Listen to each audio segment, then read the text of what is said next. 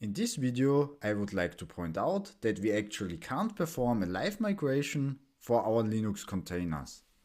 And as always, I've opened the Proxmox VE web interface in order to demonstrate that. As we have seen before, we can migrate VMs after clicking on it and selecting the migrate button. Then we can just select another node and start the migration.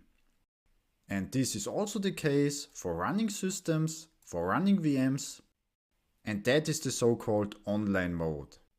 Yeah, and when I try to migrate a running Linux container, I can also click on this migrate button, but as you can see here, the restart mode is used for Linux containers. And we also can't change that, so it's just not possible to perform a live migration for our LXCs, which has to do with the underlying technology.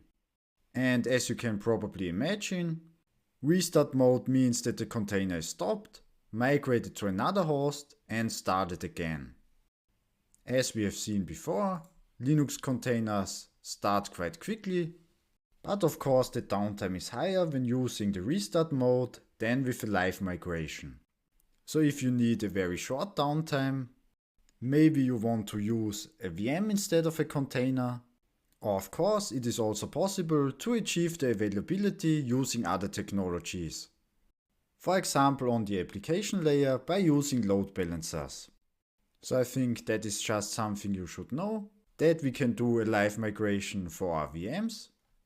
If nothing is blocking the live migration, for example USB or PC devices that are only connected to one host, and that we can't perform a live migration for our Linux containers.